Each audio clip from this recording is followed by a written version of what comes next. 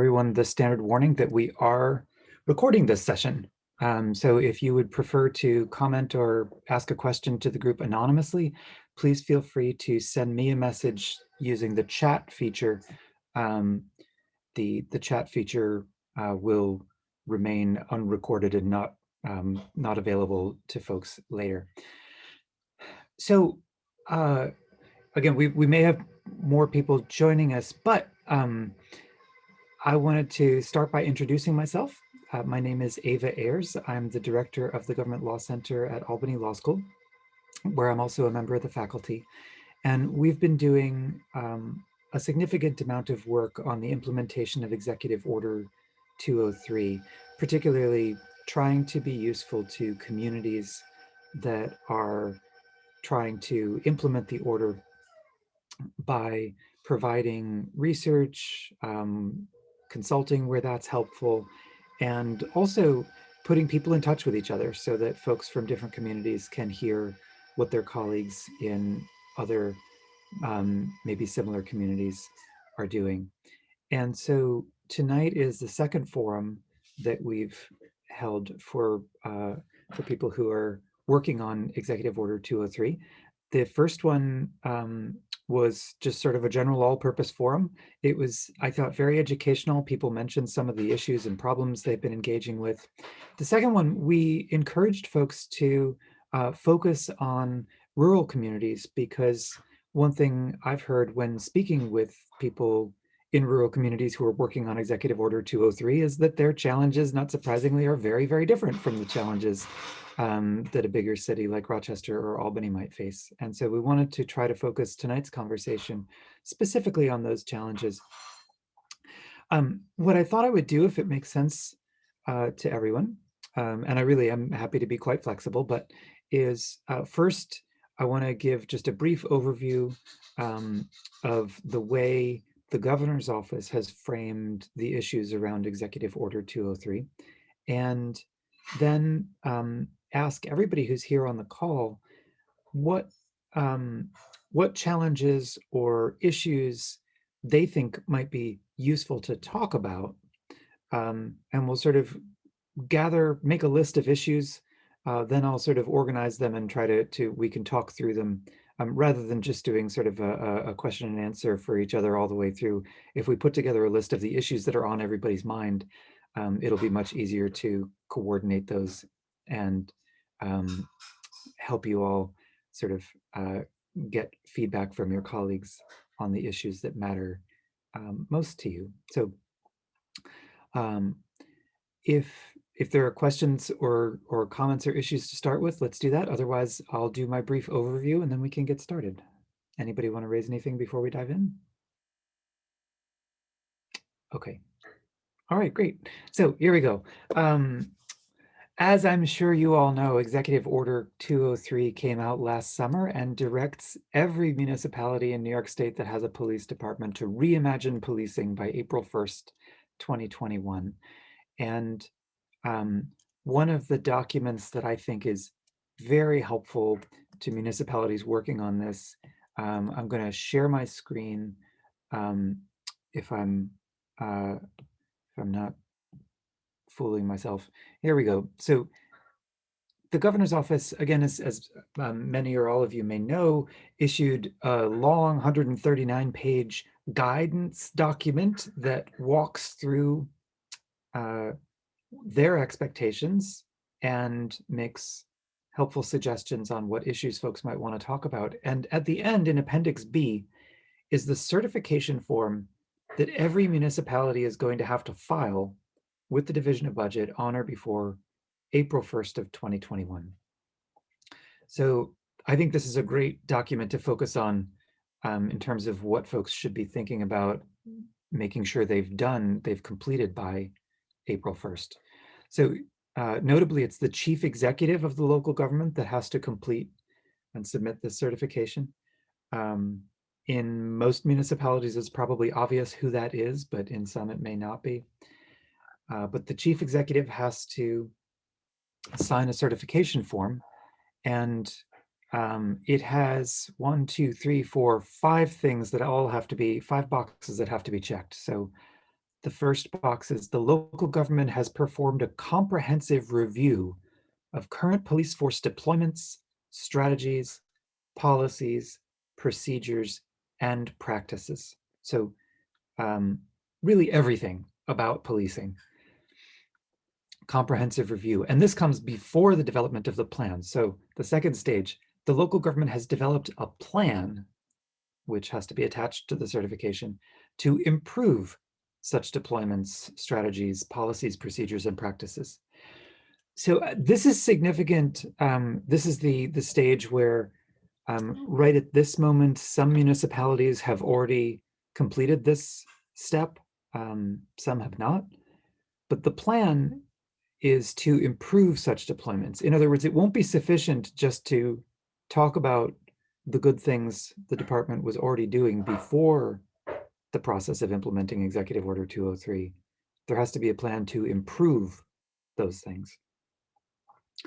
So the third box is public consultation with stakeholders, including but not limited to, and then there's a long list: membership and leadership of the police force, members of the community, with emphasis in areas with high numbers of police and community interactions, interested nonprofit and faith-based community groups, the district attorney, the public defender, and local elected officials. So really a very, very wide group of stakeholders who have to be included and who have to participate. And then after the stakeholder, now it's not totally clear whether that group of stakeholders has to be consulted before the plan or after, even though they come in that order in the check mark boxes here. But what is clear is after the consultation with stakeholders and separate from the consultation with stakeholders, there's public comment. So the plan has to be made available in draft form for public comment before the local legislative body takes action on it. And presumably there has to be time for public comment to be meaningful because the local government has to consider the comments, not just accept them, but actually consider them. And finally, the local legislative body, county legislature, town board, town council, the legislative body of the local government has ratified or adopted the plan by local law or resolution, which I think is significant. As I'm sure you know, the local resolutions and laws are different. The word resolution sometimes means a thing that has the effect of law, and sometimes it just means sort of a general statement of approval. And we've had some conversations with the governor's office.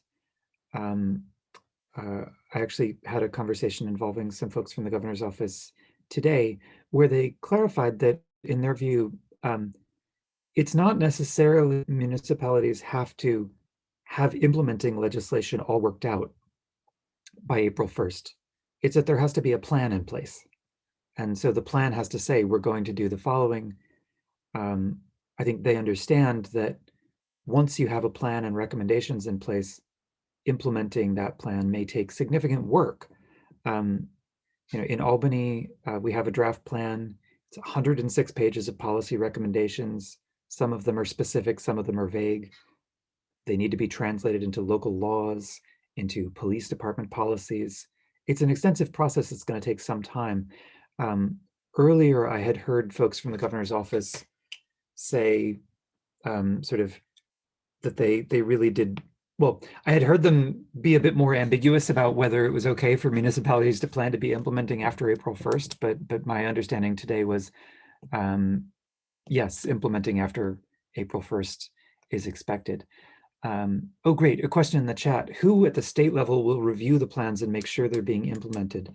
It's such a good question. So the plans get filed with the division of the budget, and as you know, that's because the executive order says if you don't comply with the executive order, you may lose state funding. And that's obviously an unsettling prospect for municipalities. There is also a provision in the governor's budget which right now has been proposed but not adopted by the state legislature. So it's still just a proposal. But the governor's office proposal is that if a municipality does not comply with Executive Order 203, there may be a monitor appointed by the state to oversee the police department in that jurisdiction. The question of what you have to do to avoid those measures is not really clear from the text of the governor's executive order. The checklist that I showed, I think, is the clearest statement from the governor's office about what will be necessary to avoid that. But as you saw, that's a procedural checklist. It's not a substantive checklist. It doesn't say that any specific measures have to be adopted. It just says you have to affirm that you've gone through all of those steps. My understanding from, again, conversations I've been in with the governor's office is that the folks in the governor's office and at the Division of Criminal Justice Services will be reviewing all of the plans that they receive. It's going to be a stack of 400 to 500 plans. It's going to take them some time to go through them all. What the threshold will be for imposing some sort of punitive measure on the municipality is something they've not said, but certainly they are expecting municipalities to go through all of those steps: the comprehensive review, the development of the plan, stakeholder consultation, public comment, and finally local legislative action. So, oh, and John Raphael notes in chat, the monitor, according to the budget provision, will be at the expense of the municipality. Yeah.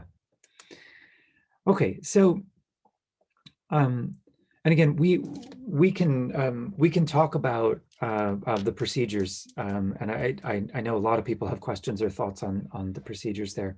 Let me just say briefly, in terms of the substance, again, the certification form that the municipal chief executive has to file doesn't say what has to be considered, but the guidance document goes into some detail on this. And what I'd like to do tonight is to organize our discussion a bit around the way the governor's office frames these issues. So this is the table of contents of the book that the governor's office issued in August of last year that talks about key questions and insights for consideration. In other words, this is the stuff that municipalities ought to be thinking about according to the governor's office. And I think these 4 categories are useful. The first category is what functions should the police perform, which includes things like determining the role of police.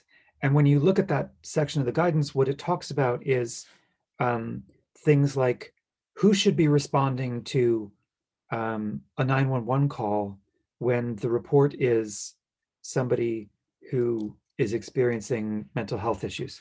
Who should respond when it's a person experiencing homelessness? Who should respond when it's a dispute between neighbors? Who should enforce traffic rules? Does that need to be armed police personnel? Or are there alternatives? So that whole category of sort of what do police do versus what do other service providers do is a really important question. And a lot of municipalities in draft plans that I've seen have been trying to make arrangements with service providers for alternative response functions. So, emergency mental health responders who will be tied into the 911 network so that when those calls come in, they can be dispatched if it's appropriate. Second category is called employing smart and effective policing strategy, standards and strategies. And so this is really everything that I think of as policing: the tactics of policing, the methods of policing, restrictions on chokeholds, restrictions on no-knock warrants, neighborhood policing strategies. How do police do what they do out in the community? The third category, fostering community-oriented leadership, culture, and accountability. There's a lot in here. I think of this as the cluster of issues that involves data, public transparency, and accountability. So it includes things like tracking and reviewing use of force, right? How does that process work inside the police department when force is used? What's the process for tracking it? Internal accountability. What's the disciplinary process for police officers? Does the police department have a disciplinary matrix that standardizes discipline, for example? Citizen oversight. To what extent are members of the community involved either in specific cases of alleged misconduct or in helping craft the policies for the police department? In other words, is there a process for the community to be involved in helping set policy for police? And finally, data, technology, and transparency. What kinds of information is available to the public about what police are doing? And what kind of transparency is there into what the police do? As I'm sure many or most of you know, last year, the state made a major change to transparency laws affecting police when they repealed Civil Rights Law 50A. That law previously said that police disciplinary records are not subject to the Freedom of Information law. In other words, they're confidential and they won't be disclosed to the public. That law was repealed. Police disciplinary records are now subject to public disclosure.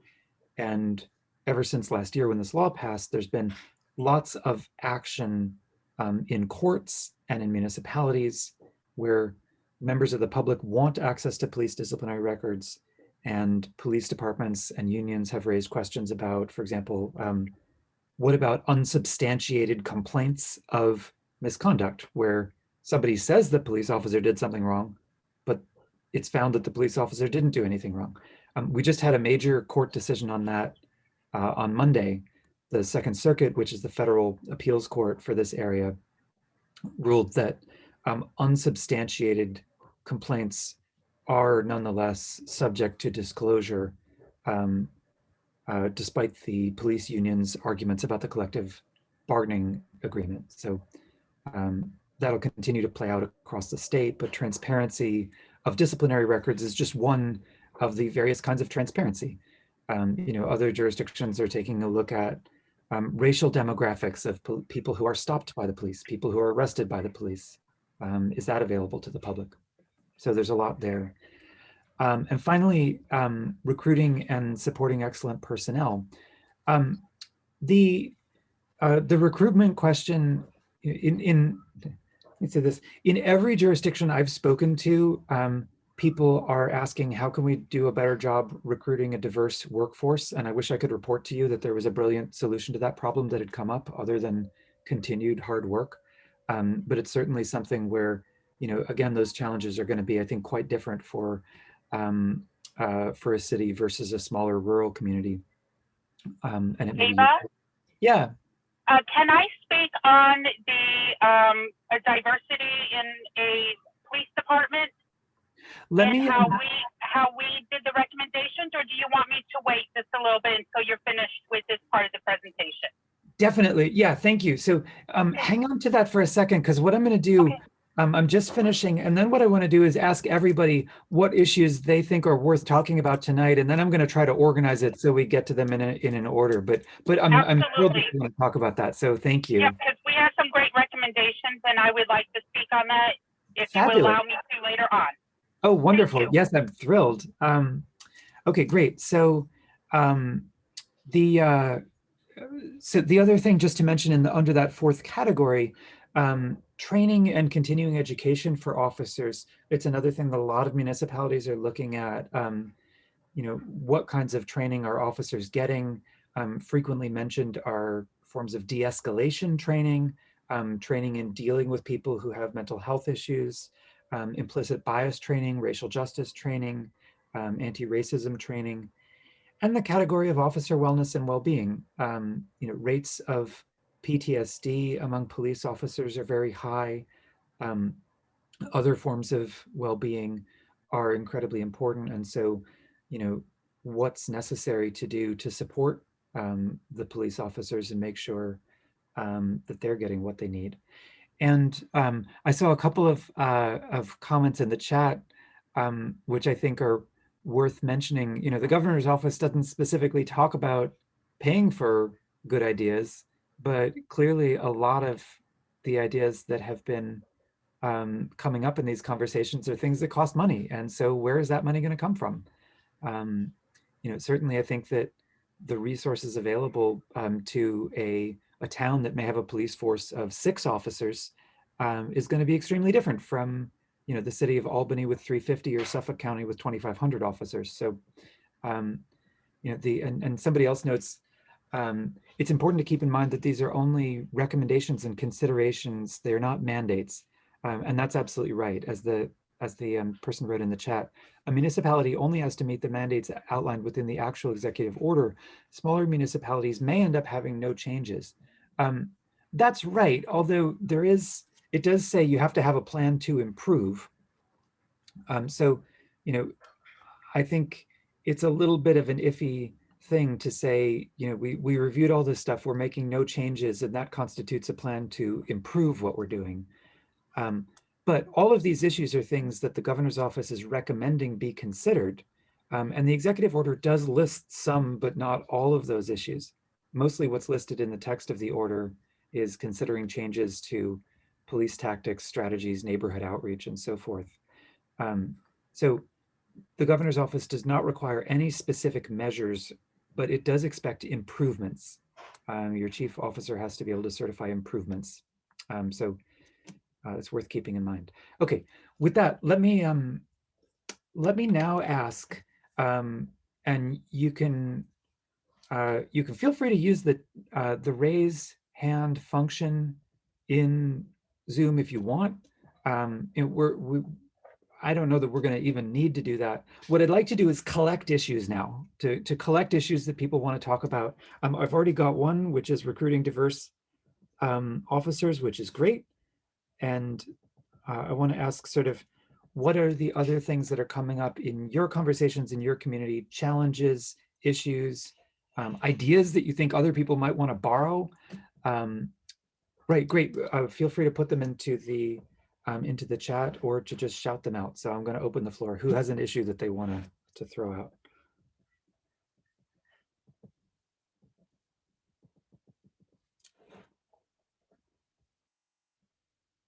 What are you seeing out there? What are you struggling with out there? Language access, that's great, yeah.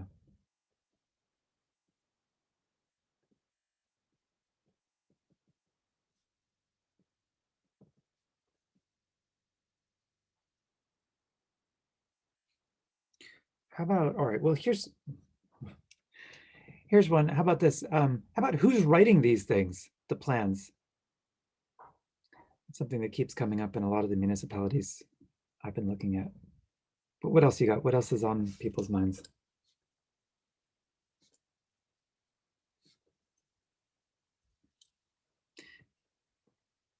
Getting full community engagement, yeah.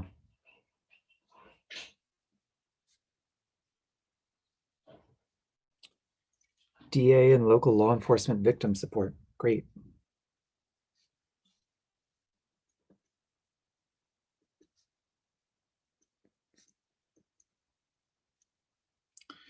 Yeah.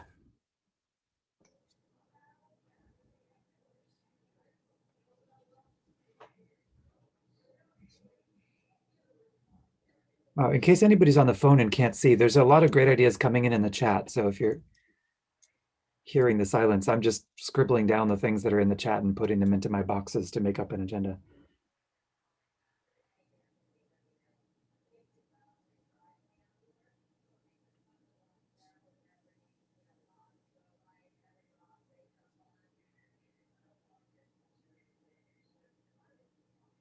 Okay. Oh, yeah.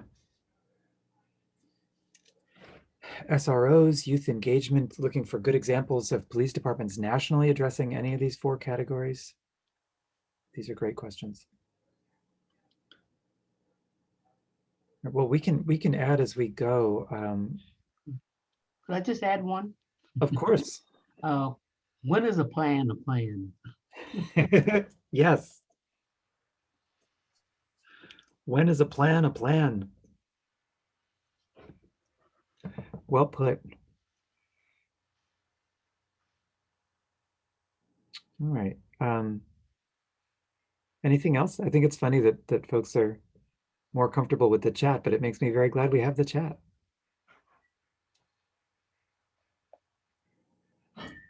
All right, so here's what I'm going to do. The way I've just sort of taken what I've seen are, yeah, I've just taken what I've seen coming in the chat, and I'm still taking notes. What I want to do is go through, and why don't we do it in reverse order, a little bit of the governor. So what I'm thinking is let's work through the questions that have come up. Somebody asks, will a synopsis of these chats be made available to attendees? Well, sort of. What I did for the last roundtable we did is, when people put resource ideas in chats, like links to helpful resources, I circulated those out by email afterwards. The suggestions that have been coming up in the chat in terms of issues to talk about, we're going to talk about those now. So I think the synopsis will become clear through the meeting, but I'm happy to take a look at that after the meeting if folks are interested. I just don't want to share the chat if there are things that people put in there directly to me that are confidential, but I can filter those out pretty easily. All right. So let's start with recruitment, because that came up and I think it's such a great topic. Who wants to, I know there was somebody, and I'm sorry, I couldn't actually see because of where I was looking in Zoom who said that, but somebody had suggestions on recruitment. I would love to hear them.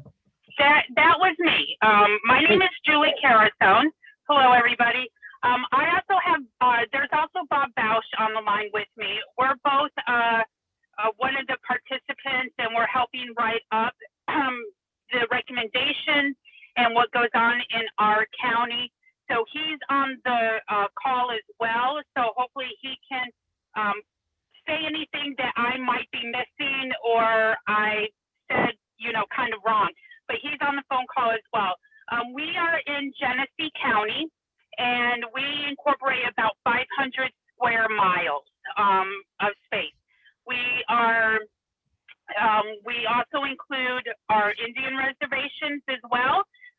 We're surrounded by hundreds of acres of farmland. Our communities are made up of about 93% of white Caucasian, 3% of Black, and 3% of the Hispanic communities. And usually that Hispanic community sometimes doubles up during planting and harvest season due to the farms that we have around here. And so that question comes up a lot about diversity in our area. So we kind of went on it in a, two-headed way, kind of getting the low-hanging fruits and tackling those, and putting up the high-hanging fruits, to tackle as well. So some of the low-hanging fruits that we did was recognize that in communities of color, there is that historical trauma and historical racism amongst the, with them, and also the police agencies, and understanding that there needs to be trust built with those communities. And so what we have done was have suggested or recommended that we go into the school systems and start young and educating about the different careers in law enforcement. So we're going to be working with the superintendents of all of our local schools, like for Leroy, for Batavia, for Corfu, for Pembroke, for all those schools. So we're going to work with them and go into the school systems and start talking to them about what different careers there are in law enforcement. It doesn't have to be a police officer. It could be someone who is on the phone, a 911 operator. It could be a crisis counselor. It could be a negotiator. It could be any of a mental health professional. It could be any one of those. And also working with our workforce place agency, because one of the biggest things we have found out is that our civil service exams and our civil service recommendations are very antiquated. They only use the top 2 people, the highest scores, and we all know that scores are not always the best police officers or the best law enforcement personnel to be hired. And sometimes we have to look into lived experiences to go along with that.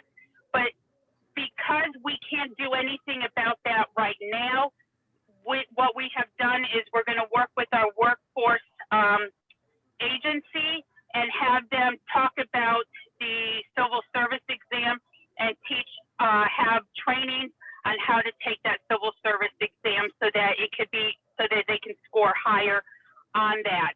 And so then what we're going to do is to help work with that civil service exam and change the laws with that, is work with our legislators, our assemblymen, our congressmen, or, anybody that's in our agency that can make those laws change. We're going to work with them to try to hopefully turn around that civil service, thing that's hampering and is a huge barrier with all of our police officers, with our city police officers, with our town police officers.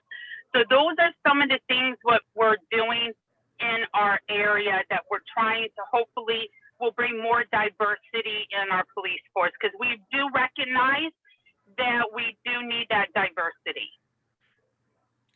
Great. And somebody writes in the chat that the U.S. Attorney's Office has a leadership program which addresses the issue of building relationships with school children and showing that law enforcement are partners/friends.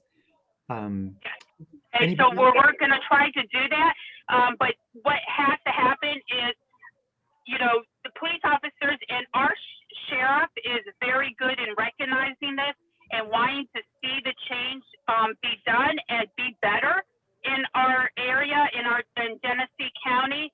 And he's very open to having a comprehensive training plan done on implicit bias, on trauma-informed care, so that if an officer goes out to an agency to a mental health call, instead of just sending a mental health professional and risking any type of safety in that area, a police officer can still go out to the call, but understand trauma-informed care and try to de-escalate the situation if they're trained in trauma-informed care. So we're working with our Genesee County mental health director, and she's going to start doing those trainings along with myself in that situation. Great. That helps. Great. Do other people have thoughts or questions about recruitment and diversity? Sure. I can't get back to the main screen though. Uh-oh, there we go. Hi, everybody. I'm with Ola of Eastern Long Island, and we're a Latino-focused organization. And I wanted to just share a little bit on that because I'm also the chair of the Southampton Town Affirmative Action Task Force for about 10 years. Issues around civil service are ones that we wanted to make sure that on the reform committees that we were on, I was one for Southampton and our associate director for East Hampton, was that there are other inroads to law enforcement that don't, it doesn't mean that people aren't taking a test or aren't, being as eligible as anyone else, but there are TCO positions, so traffic control officer positions, there are part-time positions that allow people, and many of our officers that are on the forces out here have come into law enforcement through those roads. So that is a road that allows sort of them and the person to kind of feel out the situation, in addition to going the regular means for civil service. They're also provisional. When you qualify something as a priority and a need, there are other ways to make sure that you're kind of getting what you need. And I think if law enforcement and our towns and municipalities are qualifying, and not even diversity, but representation as an absolute requirement to proper policing and proper, use of those forces, then it becomes something that you can look at in a different way, even with civil service. So I think these are important points to make, is that I know there's some hamstringing of what you do with civil service, but there are some ways to make sure that you're getting what you need, especially when you call it a priority. And I think those are important points to make. Language access being one. Complaint process, the only thing I'll say there is complaint process is oftentimes we're seeing that law enforcement might have something in place, but how robust is it? how well marked, advertised, what kind of outreach around it, and what does the actual flow chart look like, so that if someone is going to complain, that they understand, what do I do in person? What do I do anonymously? What do I do over the phone? Is there a civilian review board or not? And what happens next? What's going to be required of me as the next step and the next step and the next step? Because then you'll see people falling off. And at least now with 50A, both the unsubstantiated, the unfounded, and even those that are in the middle of settlement there's still data that should be shared according to the 50A law that should be shared. So I think the complaint process in tandem with shared and transparent data will hopefully lead us to, a better place as well. Great, thank you for that. Anybody else on recruitment issues or anything in that fourth category of officer? No, that's great. That's great. That was really helpful. Officer recruitment. Yeah, and I think the next topic will be integrating civilians into the police workforce, because there's a lot of overlap here. And but I also want to make sure to cover if folks are thinking about trainings, what sorts of trainings are necessary. It's interesting, and I know Alice Green, who's on the call with us, has done a lot of work in thinking about implicit bias trainings, for example, which are increasingly widespread, but also have limits. And I think folks have talked about implicit bias training has a focus on implicit bias, that is sort of subconscious or unknown bias, and doesn't address some other concerns like explicit bias. But if anybody wants to talk about training, officer well-being, this would be a good moment. I wrote down, somebody else was talking about sort of how youth engagement doesn't equal recruitment, was a comment in the chat. I don't know if the person who said that wants to elaborate on it.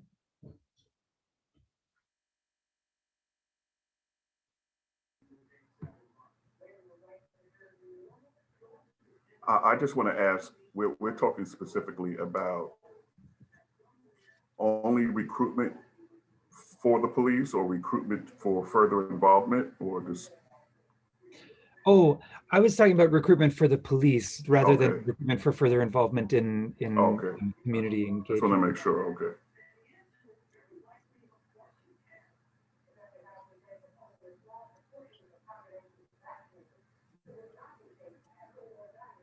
Okay. All right. Well, that's fine, because we've got plenty to talk about. Let's keep going with the thought about the question that was just asked in chat. What ideas do folks have for integrating more civilians, for example, people with a social work background, into the work of police forces? I'm really curious about whether this is something that that folks are exploring. I'd love to hear from anybody who's working on that or thinking about it.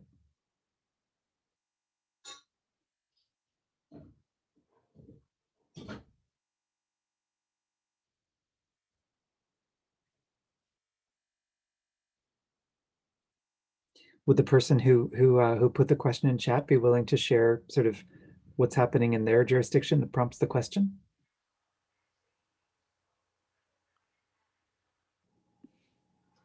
Hi, that was my question. Yeah, so we're just working through the report now, but of course have been following closely that there's been a lot of conversation about that very topic. So curious.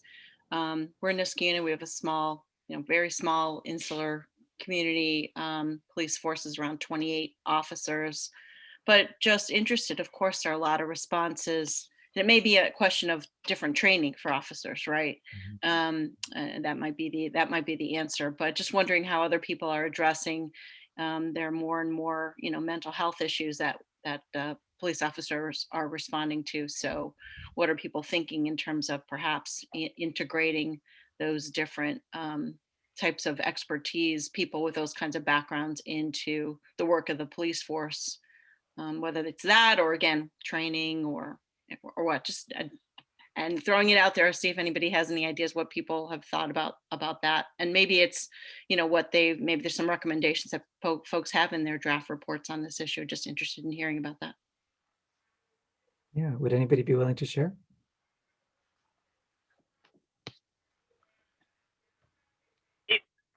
My name is Julie. It is Julie again. If you want me to speak on that, I can do that as well. Sure. Yeah. We have in our area, we have some really great recovery places for those individuals with a substance use disorder. We have also worked with an agency called Perry, and I'm forgetting all the initials to it, but it's PAARI, if I'm correct. And what they do is they allow someone who has been in crisis and has a substance use disorder and wants to get help. They can show up to a police station, they can show up to a fire station, and no questions asked, they will transport them to a recovery center, such as DaCosta, which is one of our biggest ones. And they have really great peer recovery coaches there to help them walk through everything. We have YWCA, which works with interpersonal violence or domestic violence. We also have Restore Sexual Assault Services that works with any of those who have sexual trauma as well. So we have, we're starting to have a great network where our police agencies can reach out to these other agencies and work with them. And our Genesee County Mental Health Director is going to be working with our police agencies on trauma-informed care. Also, she's going to be working with them on vicarious trauma, because a lot of times that's where we get these things happening, is because of police officers having that vicarious trauma and not getting the help that they so desperately need as well. So, that's what we're doing to get other agencies involved, so not everything is on the police agency. I hope that helps just a little bit. Yeah, I think that was great. Thank you. It does seem like the part of the urgent need there is for cooperation between the police department and other service providers, including, I think, potentially the counties. I know that there are at least two counties, I believe Dutchess and Steuben, where the Executive Order 203 process has involved some joint conversations between municipalities within the county and the county itself. And I suspect one big advantage of that is the ability to coordinate about services and share resources. Ava, I did hear Mayor Sheehan on I think it was a Capital Women conversation this Sunday, and she was talking about Albany's efforts to put those things in place within Albany. So as you noted, it's going to take some coordination with the appropriate service providers. And and that sort of goes to your earlier comment about sort of these unfunded mandates that this sort of is creating, right? So you're right. So to that issue, there may be there's an opportunity for partnership there. Yeah, and I think it's also something where, if you're in a municipality and you're thinking about these issues and, there isn't time to negotiate some sort of new memorandum of understanding with service providers between now and April 1st, something that could go in the plan is, an intent to create a pilot program, where our municipality is going to look for a service provider who could do X, Y, or Z, and here's the timeline for that search. We're going to, talk to other municipalities to see if we can collaborate on something like that. And obviously, depending on geographic challenges, collaboration for some kinds of services may make a lot of sense, and for other services, it might not make any sense at all. Albany has the advantage of having a pretty dense cluster of service providers within the city and near the city. But But I think even for Albany, it's going to be necessary to negotiate collaborative agreements that go outside the borders of the city to be successful, particularly because, some things, there's sort of low-hanging fruit and there's more challenging things. I think, it's a lot of folks are working on partnerships for referrals. That's a sort of relatively easy one. When somebody comes into police custody and there's a substance abuse issue, I think every police department I've spoken to is already, well aware of the need to find somebody to refer them to and how to work for that. It's really important. It's vital.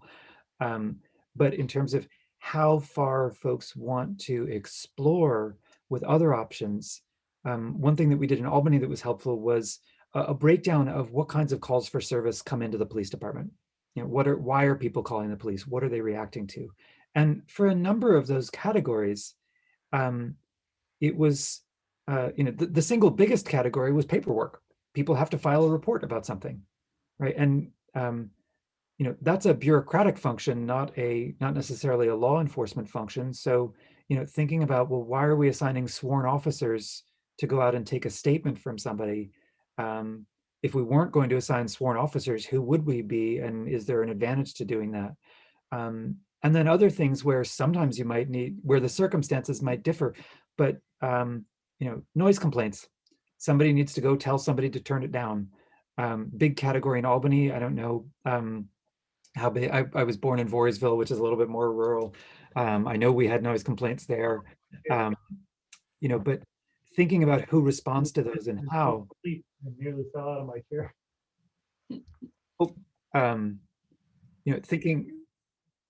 Thinking about sort of which kind of noise complaints and how do you tell, and then things like mental health episodes where, I know in Niskayuna there's sort of a program to work on sort of responses to calls about people experiencing mental health issues where at least some of them pretty clearly don't require a police officer, they require a mental health responder. And how can that be arranged? Others, it may be less clear. But I think all of these things, if you're in a municipality that's interested in this, but you're not, you can't stand up a program by April 1st. It's a perfectly coherent thing to have a plan that says we're going to explore this. Let's see, Alice, did you want to say something? I don't know what happened. Somebody told me that I should unmute, but I wasn't sure. But my thing had to go way back when we were talking about something else. So. Oh, sure. No, go ahead. Go ahead.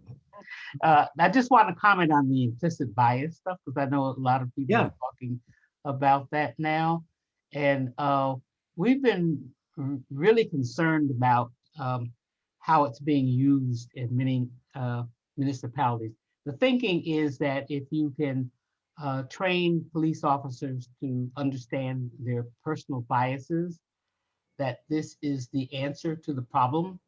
And what we're looking at now, and there's a lot of research and writing on the topic of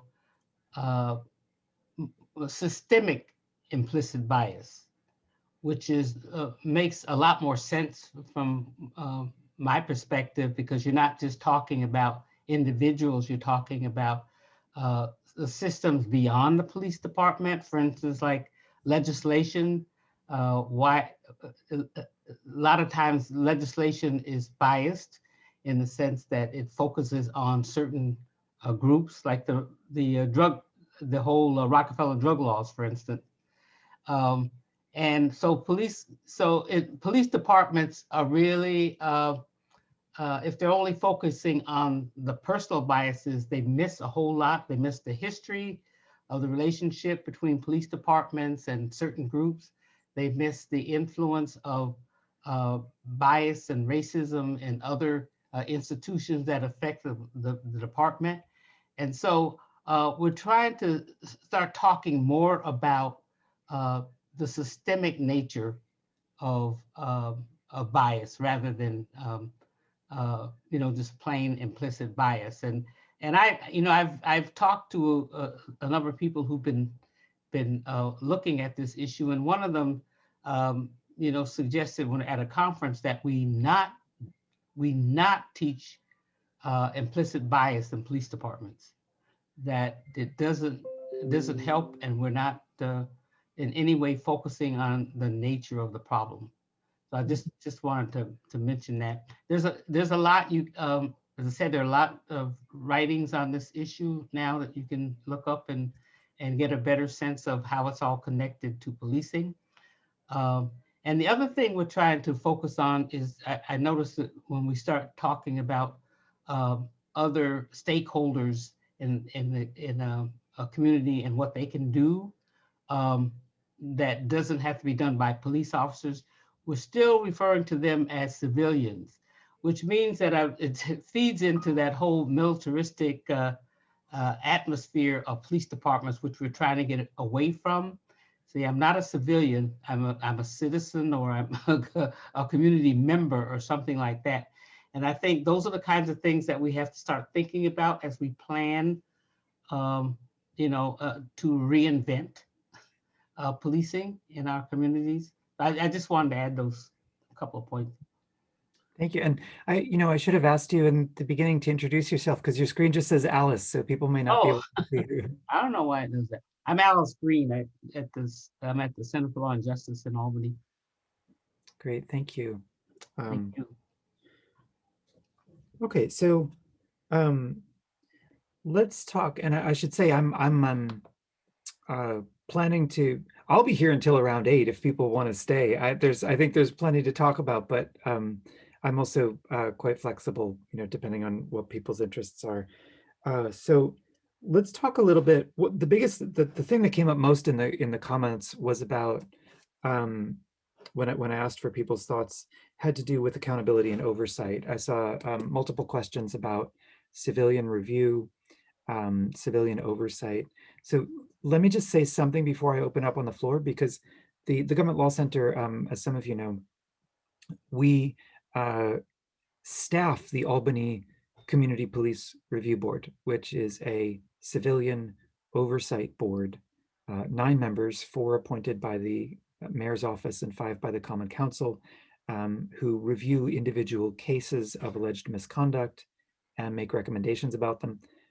The board also makes policy recommendations, although it's only begun to really do that on a regular basis fairly recently. It's now, I think, a really active and important part of what the board does. So in terms of civilian review, again, you've got both individual casework and policy involvement. And a lot of the municipalities I've spoken to during this 203 process have expressed interest, or at least curiosity, about civilian review boards. So, in New York State, the civilian review boards, not surprisingly, are mostly in the biggest police forces. New York City has the largest civilian review board. Albany has a police force of 300 to 350 sworn officers, and our city spends about $270,000 to run their police review board each year. The smallest review boards I'm aware of are for officers. There are 2 municipalities that have boards as small for forces as small as 50 or 60. And the city of Geneva has just announced that they will be creating a civilian review board. And even though it's a city, it's smaller than many towns. It has 33 officers on their force.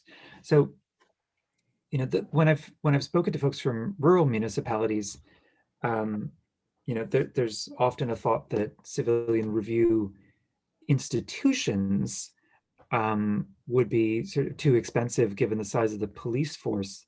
And I guess what I want to raise in that context, and then I welcome thoughts from anyone, is that is 2 things.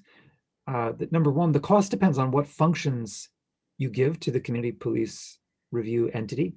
Again, there's individual casework, which, depending on how much power they have, can be work intensive and requires trained staff. If you're going to have people investigating cases themselves, in other words, the board has a paid investigator, that costs money. Policy review is a little different. If there are community oversight entities whose role is entirely to review police department policies. So similar to what these collaborative groups have been doing under the 203 order, to take a look at police policies, to review them, to suggest changes, maybe even to compel changes, which is quite a different function and in some ways easier to staff with volunteers.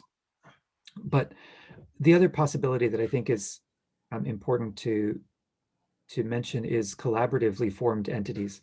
As far as I know, this has not been done in New York State up to now, but there's no reason in theory why multiple municipalities or a county couldn't create a civilian review entity that shares jurisdiction over multiple police forces.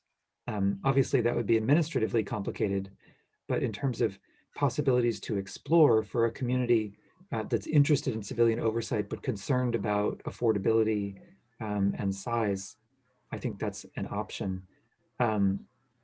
So for folks who raised this in the chat, or for anybody else who has a comment, does anybody want to share sort of what their communities are thinking about or struggling with, or insights they've had, or questions? Yeah, Bob, go ahead. Oh, you're on mute though. You'll have to unmute. And there you go. Only the question I have, and this I find very relevant in a rural community, Mm-hmm. and I live in a rural community in a rural county, Mm-hmm. is we have to, how we apply common sense. Mm-hmm. Now, for instance, where I'm sitting right now, the sheriff's department is approximately, the department headquarters is approximately 15 miles away. At this time of night, they may have 3 or 4 cars on the road, and maybe 1 state policeman. Mm-hmm. So when the call goes into the 911 center, how long do we want them to go through a triage of questions before they react? And because, time is not on their side sometimes anyways. So the question I am struggled with as part of this, of our task force here in Genesee County, and as the chair of the task force, is the role of common sense in the process to make sure we address the issues that need to be as quickly as possible and not hinder that, or hinder the person in the 911 center who may be getting a number of calls. I mean, maybe overflowing right now. I don't know. I'm obviously, but there are times there. And I've been in the 911 center. I watched them work in there. You go in there at 10 o'clock in the morning, there's not much going on, but you go in there on a Friday night, it's a little busy. In our particular county, in the summertime, we have a large outside entertainment menu that's extremely busy on a Friday, Saturday night, as you might all imagine. So I just am very concerned that we do not tie down the 911 operator going through a triage of questions, which would then hinder the response, whether it's they need police, whether they need mental health, whatever it is. Mm-hmm. We've got to make sure we do not do that, particularly when you got these distances that the rural counties have to, address. And so that comes up in the, you're thinking of issues about who's going to be the first person to respond and whether they would have to go through a list of questions to answer that. Is that? Exactly. For instance, if a call comes in right now, it could be a drug issue, could be truly a police issue, could be a mental health issue, could be domestic violence, whatever. We cannot, I have great sympathy for the people there who have got to make that call quickly, because if it is a police issue and police officers 7-8 miles from where I am right now, that's a good 10-15 minutes if they don't get caught by a train. So, I mean, it is the reality of the situation. And so. Yeah, no, I think it's a serious issue. Does anybody else have thoughts on that?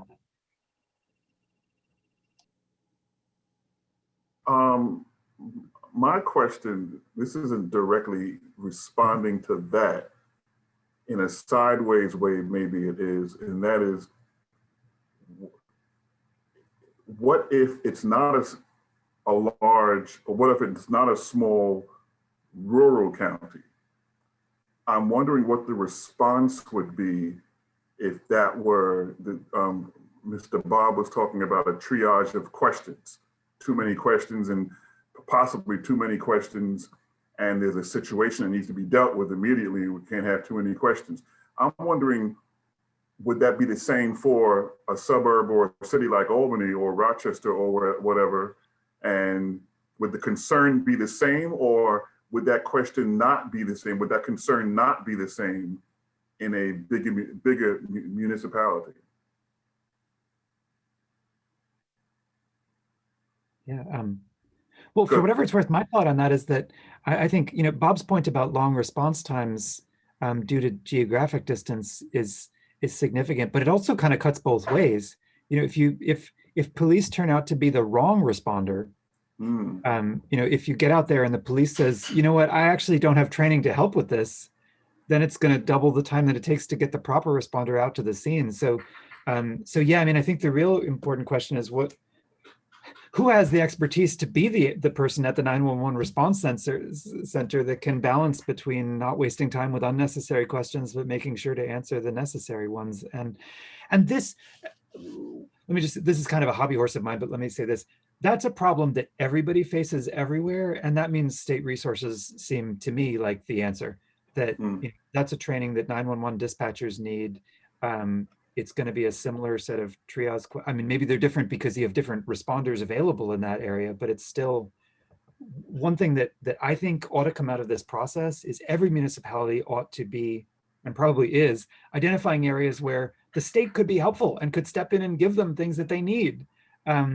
And you all should be reporting that back to the state to say, listen, here's what is beyond our means, you know, that would be better for public safety, better for community trust and relations. Because you do have a state legislature that, unlike the federal Congress, doesn't suffer from a whole lot of gridlock. And if a lot of communities say, listen, to do public safety well and to earn communities' trust, here's what we need. You know, this may be a moment where folks are listening. And tomorrow we're going to have an event. The Government Law Center is sponsoring a panel discussion. There's going to be 2 guys from the governor's office there. And one of the themes is, what are we learning from this process, the 203 process, about what the state should be doing in the future? So, sorry, that was sort of a whole bunch of things, but I think, Peter, I think it's a great point that you raised. Ava, the reason I asked that question, or the reason I put it that way to Mr. Bausch, I hope I pronounced it correctly, was because implicit in a lot of our discussions has been what I'll call the undercurrent or the tension between big municipalities and smaller municipalities. And in some of the smaller municipalities, the mentality, and I'm not saying this is, I think, wrong or right, I'm actually grown to appreciate the differences and concerns that individuals have. But part of the challenge, and I think some of the mentality in smaller municipalities is if it's not broke, don't fix it.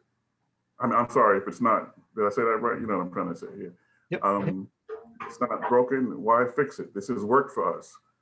A lot of the action and the tension comes sometime when we're looking at national events and seeing what is happening in various, and mostly at least in bigger municipalities, bigger cities, wanting solutions, wanting to change things and applying those proposed solutions or desired solutions and desired changes to smaller municipalities, and their answer is, well, that's not happening here as much, or if it's not happening here at all.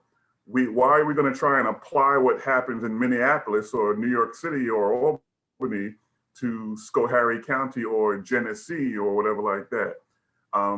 That's why I responded to Mr. Bob the way I did, actually.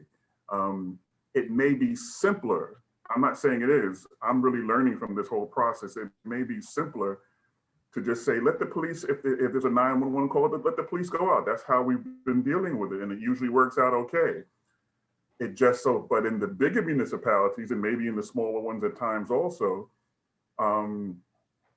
sending out the wrong person at least sometimes is not efficient, and it's not the best. At worst, though, it can wind up being disastrous at times.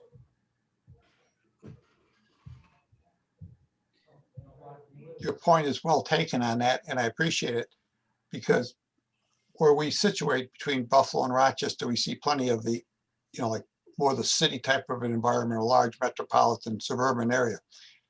And so that point is, your point is well taken, and I don't have the answer to it. It's like I said before, this is even in, if you're in the city, that response time becomes critical.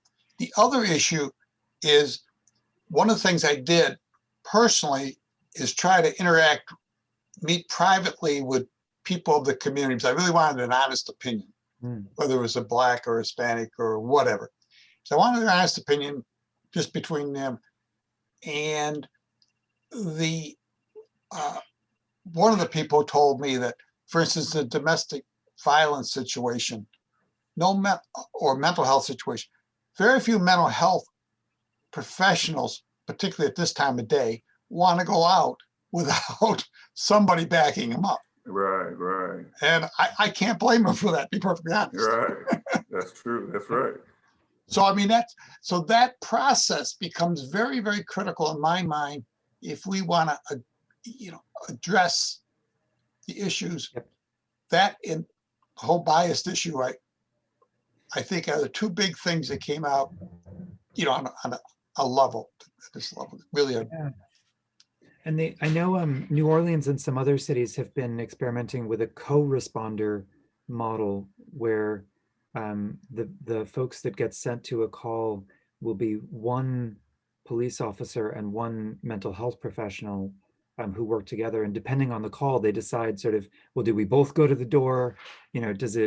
Is it sort of like, well, actually the police officer can stay in the car so that they're on hand in case we need them, but we don't necessarily want to show them first. But they, the early reports seem to be that people are very impressed with that program. But I think that's another example of where, again, if you have, a relatively small police force, it becomes that much more difficult to have multiple responders available with different trainings to go to a single incident.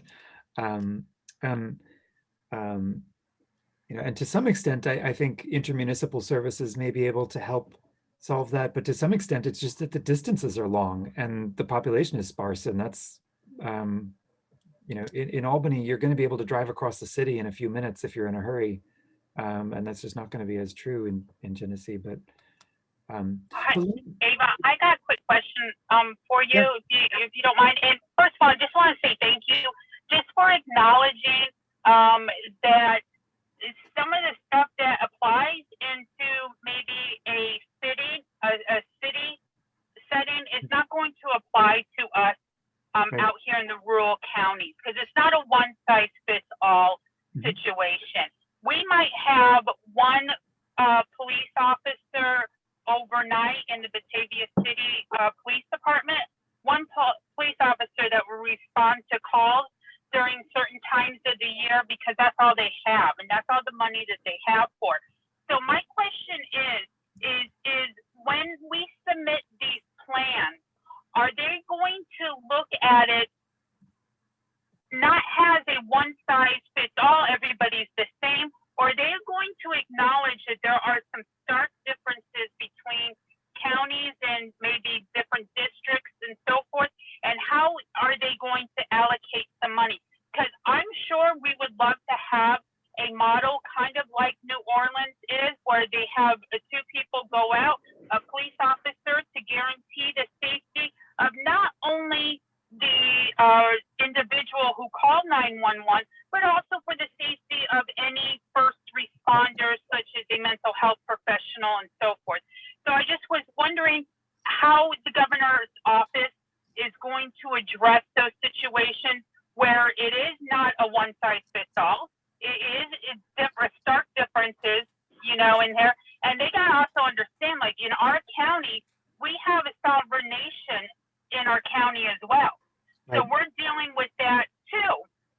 where a lot of other places are not dealing with, going on to an Indian reservation.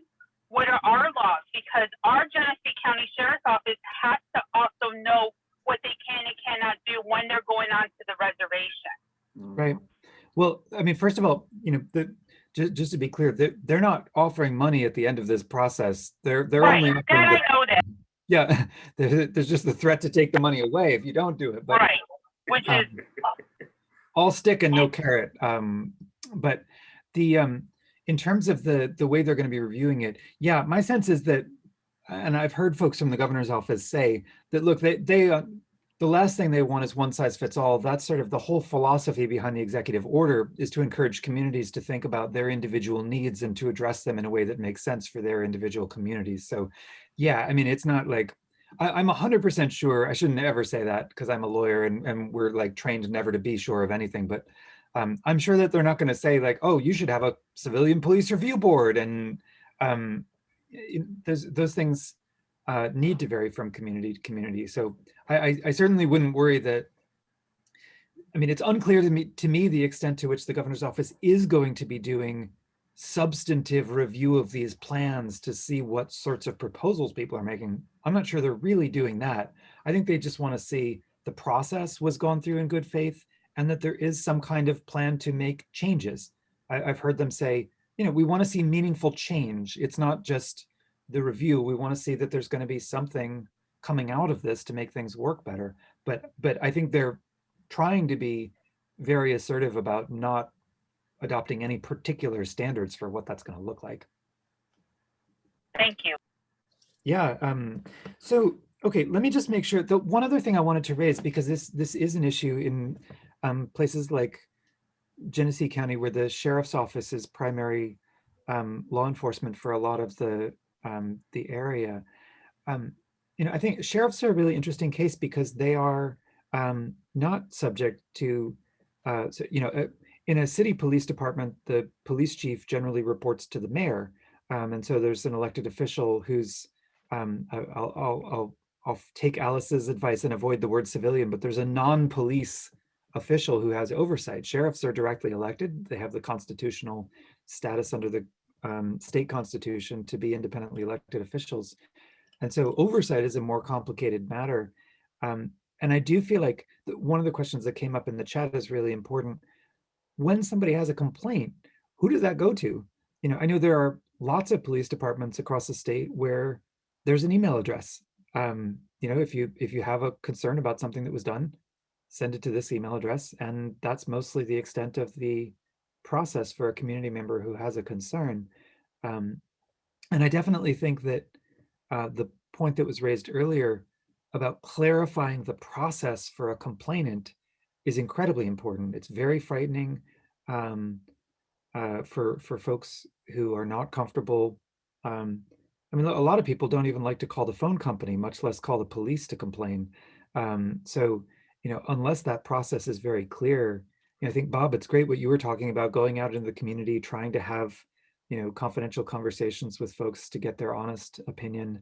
And I think to have any chance of making that a reality for a law enforcement agency, there needs to be a very clear process and a reassuring process where somebody can communicate with confidence that they won't be retaliated against. That's why ultimately the city of Albany decided to hire the Government Law Center to run their oversight entity, because they thought an outside third party was important. And so I wonder, in some areas, there's a local legislator who's, the person on the town board who's in charge of thinking about police stuff. Is that somebody to whom a complainant could reach out so that they don't have to talk to the police department themselves, but the complaint can be handled or facilitated? Or are there other ways that folks are trying to handle that process? Has anybody sort of engaged with this in the course of your local conversations? Forgive me I don't remember who raised it in the chat, but I was grateful that it came up. This is Debbie Hayden. Hi, Debbie. Yeah. We've raised it peripherally, and we've been working with the sheriff's office in Schoharie County and the Board of Supervisors. The Board of Supervisors has a law committee and people can go before them with complaints. But we've talked about setting up some kind of a review board. And that's kind of what I'm interested in is what functions have you seen a review board given when they're not given the ability to handle complaints? I think there's a lot of resistance in our county to giving that kind of power or discretion to citizens. But I think there's a recognition that the work that's being done on EO 203 should continue in some capacity. So Great. that's what I'm wondering is what you've seen in terms of other review boards. Sure.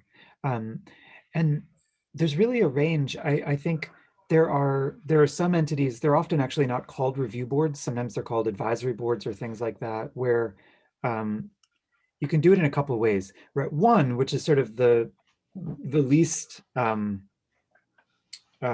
controversial with police departments and police unions, is you create a community advisory group whose function is just to have conversations and to include members of the community and members of the police department about practices and policies.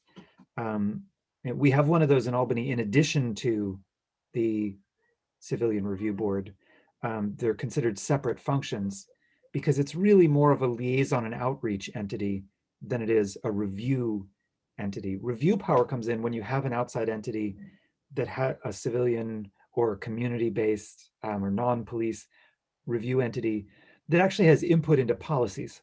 So, police department policies tend to be very long and complicated. I think a lot of communities in upstate New York contract with a company called Lexipol that drafts policies. So you actually have uniform policies across a significant part of upstate New York because they're all basically buying their policies from the same contractor, maybe with some tailoring. But either way, they're written in a language that's difficult for somebody to understand if they're not a police officer. They're long and bureaucratic. Albany has over 1,000 pages of police department standard operating procedures. You could have an outside entity whose job it is to look at different policies and recommend changes to them. To say, here's an issue that somebody raised in the community. In forums like this, I've heard people talk, for example, about military surplus equipment. Is our police department buying military surplus equipment? Do they need it?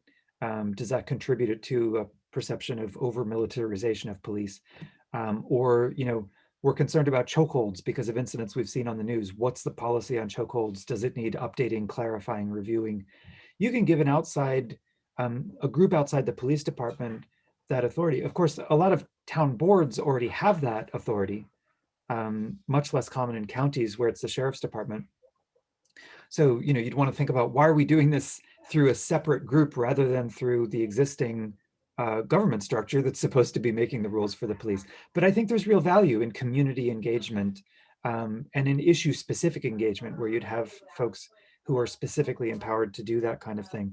And the most powerful form of that would be a civilian review entity or an outside community review entity that has the power to actually change the policies, to make changes. I'm not aware of anywhere in New York State that has that power, with the possible exception of Rochester, although I'd actually have to go and check. There are some review boards nationally that have that power. And there's a mix you could do there too. You could have something like this. You could say, this group of community members has the power to recommend a change. And that doesn't automatically make it take effect, but the town board is going to vote on it within 90 days if it comes from this body. Or the police department has to respond to it with reasons why they reject it if they reject it. So you can sort of give an outside entity, without actually giving them control of police policy, you can give them a voice and then create a way that the local government or the police department is obligated to respond to whatever policy proposals come out of that. The other, so policy oversight is one function. The other one is transparency, where you could give an outside entity visibility into police department policies or practices in a way that maybe the public doesn't have. Data, for example, a lot, if you have reports being generated internally about where people are being stopped. Maybe there's data that's not shared publicly that nonetheless could be shared with a designated group of community members who would then be able to advocate more effectively for whatever policies seem necessary on that basis. Or spot audits of body cam footage if your department uses body cameras. Right now, in a lot of departments, you have a rule that a supervisor has to check body cam footage every 2 weeks, just sort of picking somebody's day at random, and I'll watch that day to make sure things are going well. You could give that function to community members. You could say, we're just going to have a community task force that takes a look at the footage of what folks are doing. Volunteer? They would be paid, or they would be volunteers? Well, virtually all of the community review entities I'm familiar with are volunteer based. Oh, okay. You can have stipends for them, and a lot of folks have advocated for that. They're frequently appointed by members of the town council, or and again, usually cities that have these entities in a more elaborate form. So in Albany, it's the mayor who appoints, and the common council who appoint the other half of the members. But yeah, they're volunteers. They in Albany, they just submit an application. You say you're interested, and you get an interview, and they choose who's going to be appointed to this stuff. Okay. One quick thing. Yeah. Have you seen, maybe I missed this and it was addressed, have you seen an advisory board? I'm trying to be careful with the wording like you were, not review. An advisory board in a small rural county? And if so, I mean, we know that to a certain degree they're in bigger cities and suburbs. Have you seen any in smaller counties, and how has it worked, and how has it looked? Nothing comes to mind, but honestly, I haven't gone and looked. So it doesn't mean that they're not out there. It just means I don't know the answer to that question. I see. Okay. So if I could jump in here a second. So, sort of peripherally to this conversation, in Niskayuna, we created a task force for racial equity and justice. And that happened actually just right before Executive Order 203 was issued. And we empowered this community task force, which is predominantly made up of, Black and Brown community members, to review policies, procedures, services in the town to identify racial disparities and make recommendations to the town board, which I sit on, to rectify those. So then when Executive Order 203 came out, so that, certainly their directive was, served by and encompassed what their original directive was in terms of review of police policies, procedures, practices. But the other great thing about this task force is that it's not just limited to police practices and services, et cetera. So we see this as a vehicle for, again, April 1st is a deadline for submitting the plan, but what happens after that, right? This task force of community members can act as a, vehicle for that continued review and service of not only, police practices, but other things. We all know it's not just limited to police practices and procedures and services, correct? So anyway, and we're a small community, and just an idea, something that might be able to work, elsewhere. That's good. I think that's such a great idea, and that's something that there's no end date on that task force, is there? That's a sort of ongoing. Correct. It's an ongoing. Correct. Yep. Yeah. I mean, that seems so useful, and especially because, something that did come up in various conversations is a lot of the racial justice issues that implicate police overlap significantly with other aspects of the, I was in a conversation recently with a police department who's saying, well, look at our numbers. The number of suspects who get arrested is roughly the same, regardless of whether you're Black or white. In other words, once you become a suspect, we're just as likely to arrest the white suspects as we are the Black suspects. So, okay, great. How do you become a suspect, right? How do you come into contact with the police to begin with? And the answer is sometimes it's because of the police initiating that, and often it's because of people outside the police force. So a lot of the racial inequality in policing connects deeply to other forms of racial inequality in the community. And I think, you know, the Niski unit approach that you're talking about makes so much sense because it may be more effective at interacting, you know, especially if you have a police department where the whole department is 5 people who are like, right, like we're raring to go and make things better, but we're going to need the whole community to come together to make a difference here. Ava, when you talk about it across the board about how they become suspects and so forth, I just watched a interview or documentary or something. I forgot where it was, but they said in America, 53% of Black Americans or Hispanic Americans will get a call from CPS. Wow. Oh, and so that starts an investigation. That starts a suspect thing as well. And I think I watched it because it was a can of beans situation where this guy bragged. I know what it was. So this guy bragged something on Twitter about how he taught his daughter how to open up a can of beans, and people called it abuse because he let it go on for like an hour or whatever. And so they had CPS called on him.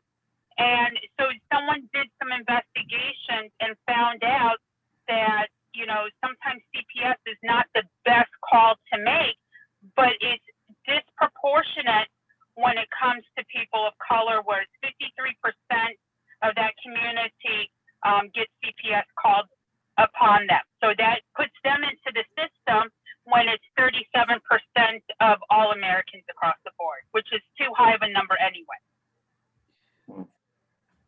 Great, thank you. Okay, so, and because I want to make sure that we have enough time, something that came up in the context of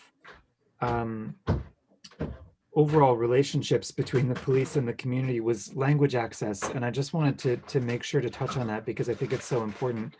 I know somebody raised this in the comments. I'd be grateful for your thoughts, but is anybody sort of, are there suggestions or ideas that folks have about you know, language access? I know you know, there's all kinds of issues with language access in Albany.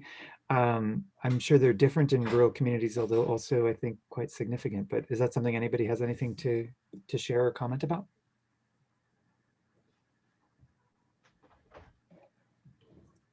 We've dealt with that issue regarding LEAD, which is a law enforcement assisted diversion program, right?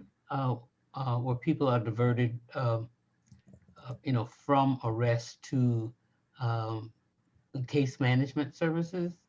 Mm-hmm. And the tendency is to refer to those people as offenders, which is a real problem because they have not been arrested, first of all, and not been convicted of anything.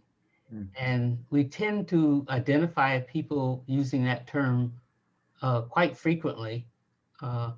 And we're trying to, you know, make people sensitive to that issue of language. That's one of those things. I know there's some others that are in the city's plan, but that's my pet.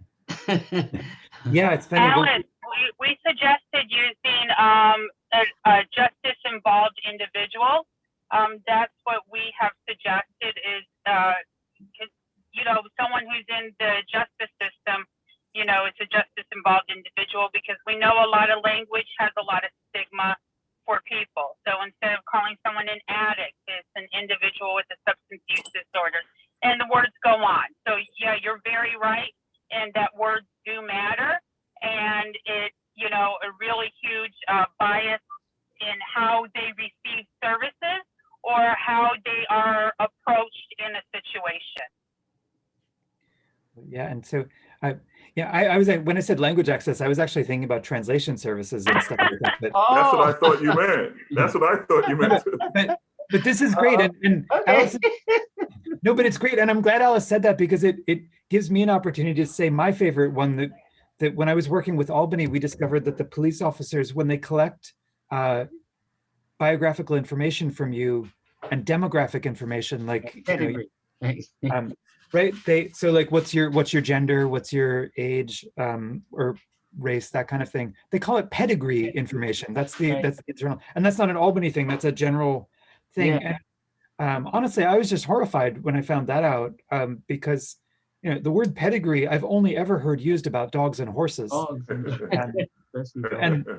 and extreme rabbit fanatics. People who are really into rabbit breeding, but never about a human. And if you want to sort of ensure that people feel like they're being respected and not objectified or denigrated by their police, it's like, call it something bio information. We can come up with something that doesn't make it sound like they think that the people that they might arrest are animals. Anyway, but yeah, different story. Okay, let me get to the last cluster of issues, because I want to make sure we have time to talk about them before the process. Somebody who unfortunately had to leave asked a question which I think is great, which is, when you're actually drafting these plans, I know there's a struggle in some of the smaller communities I've spoken to. You just haven't got that many people who are participating in the collaborative compared to the 30 or 40 we were lucky enough to have in Albany. And you're supposed to write a plan. It's often broken up into different groups. So somebody will write this section, somebody will write that section. So I'm just really curious about the communities you all represent. How are you handling the actual work of getting these plans written? And in particular, this was the question in chat, is it somebody from the community who's doing it? Is it somebody who works for the local government who's doing it? Is it somebody from the police who's doing it? Is it all of those? Sort of, who's writing these things for you all? Good question. I can just speak for Genesee County, Yeah. because as chair of the task force, I felt it was important that the task force write the document, whatever it is, the end product. Mhm. And Yeah. I took the first cut at it. Julie was probably the first person to review it after me, and some other people massaged it a little bit, and now it's out to public comments. And I know for a fact there's about 4 or 5 things we got to refine or expand upon just because of what's come back. But I think for the integrity of the process, it really should be coming from the task force or the group themselves. And I realized, it's one of those things that you just got to sit down and write. I mean, you're a lawyer, you like writing, you get paid by the word, Yeah. but I mean, I think it was important we do it that way. Yeah, great. I've definitely heard that. I think that seems to be the most common view from the communities that I've heard, and it makes an immense amount of sense to me. Anybody else have thoughts on? That's related to my original question. What is the plan? I'm really struggling with that. To me, this is the biggest issue that I have with this whole collaborative process, is that, for instance, when I look at Albany's quote plan, I don't see a plan. It doesn't tell me what someone envisions and how to make it real. It's simply a collection of recommendations. Some of them are good. I mean, I'm not saying that they're not good, but to me, there's a big difference, between a plan and a report.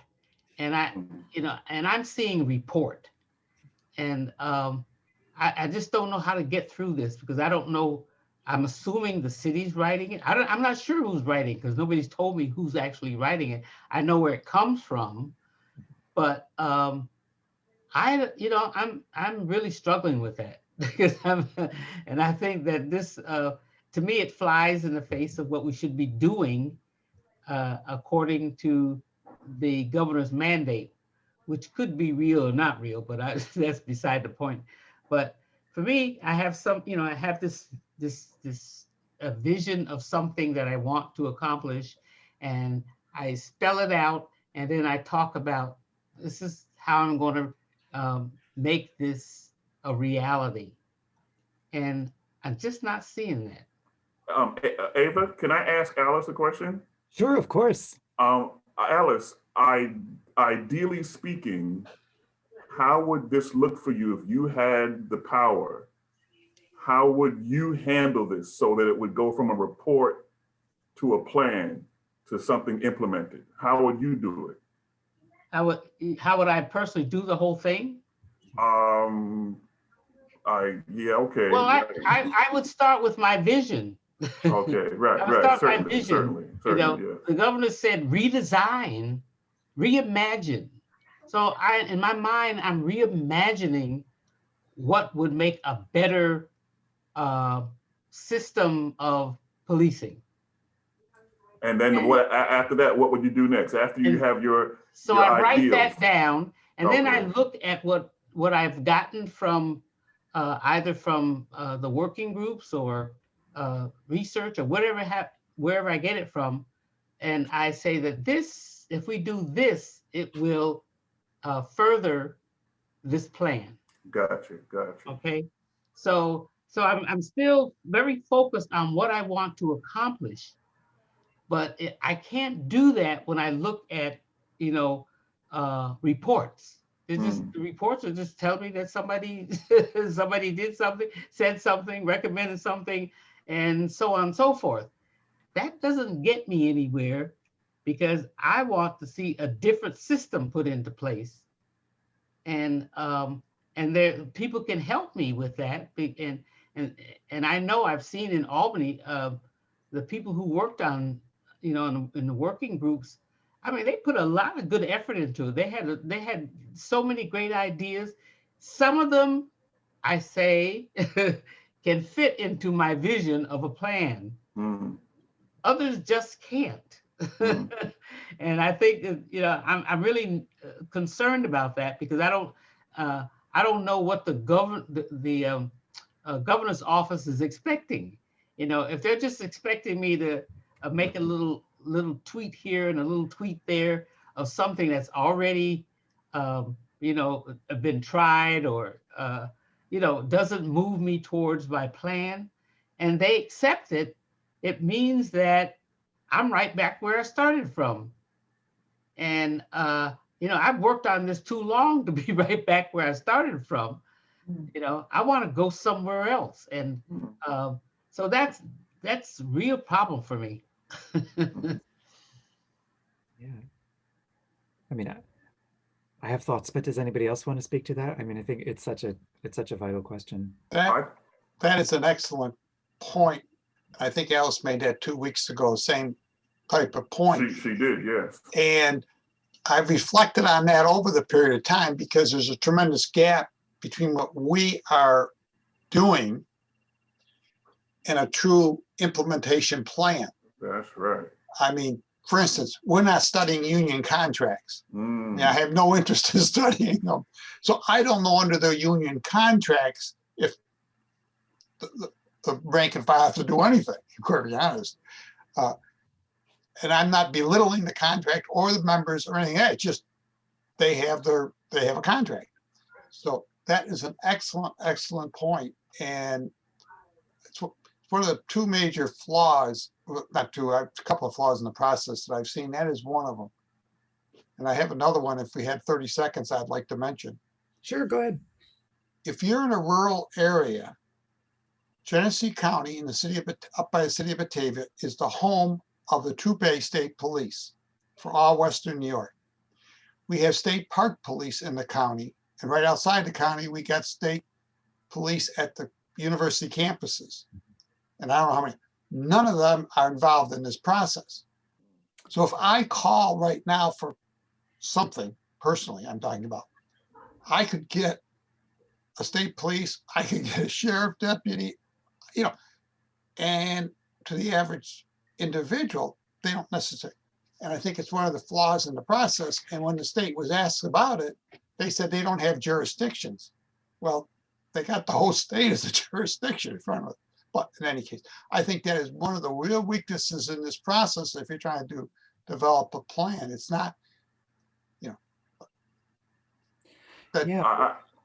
Go ahead, Peter. Yeah, I kind of already said it, but I would just reiterate what Mr. Bob just said.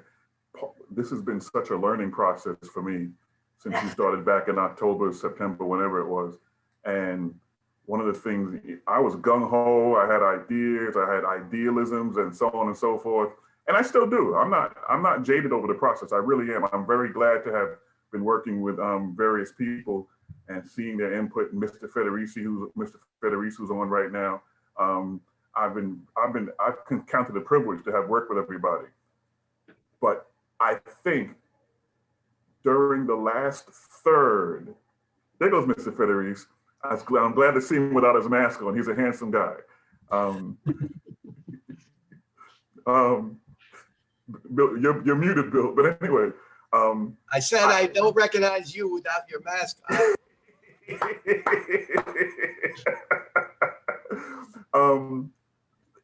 During the last third of the process, my mind partly shifted from individual idealistic goals. I won't say shifted, but I took on also the mentality of, Peter, we have to play the long game, everybody on all sides. The politicians, the police, the stakeholders involved. We have to play the long game, because in a matter of 6 months, if it's that long, there's only but so much we're going to probably get done. But we can put up good ideas. And there were a couple of times I was part of two or three committees. And there were times where suggestions would be brought up and the response was, well, we can't do that without our legal advice, our legal advisors. And part of me, a couple of times said, well, why aren't they here then? They should be here so we could bring certain things up to them. If you have to run it by them, let's talk, let's see why it can't be done. Maybe it really can't be done. But I just found myself wanting to have more understanding, and I'm growing in the process. And I'm glad that the committees I'm on or have worked with, that they want to keep talking. And they seem to be really flexible and open-minded and really want to do what's best for everybody. And so I'm glad we're going to keep on talking, because I'm becoming a bit more sophisticated as to, going back to Alice's point, not just having ideals, but how to get them implemented, or at least move in those directions, even if it's just incrementally, step by step. And so, Alice, I just want to encourage you, because I understand your frustration. I'm partly frustrated, but I'm partly kind of encouraged also, because I see the willingness on the hearts of people to move forward. And it may take longer, and what we have to do is learn the process also. It may mean lobbying for legal things. It may mean, in some cases, maybe opposing some politicians. I'm not saying that's the case. I'm just saying it may mean whatever, getting signatures, getting more community involvement, more media, whatever, so that it goes from ideas to, as Mr. Bob said, implementation. Right. And I think I borrowed from Isabel Wilkerson. I don't know if any of you read Caste, but she refers to the system as a building. I mean, if you're going to build a house, you have to have a plan. Mm-hmm. And you can do a lot of things, but if you're not following that plan, and adding things that will eventually end up to be a house, you've gone nowhere. Okay. So that's why it's so hard for me. The process, I've enjoyed the process. We've done a lot of work with it, and and I've been happy to engage in conversations, but I still want to build that house. Mm-hmm. Yeah, well, so I think this is a great note to end on, and let me just say, if I can, Alice, I think, in the comments you made, I hear a bunch of important issues, and two things in particular. One of them is about, is this thing even a plan? Meaning, is it specific enough? Is it implementable enough? Is it clear enough?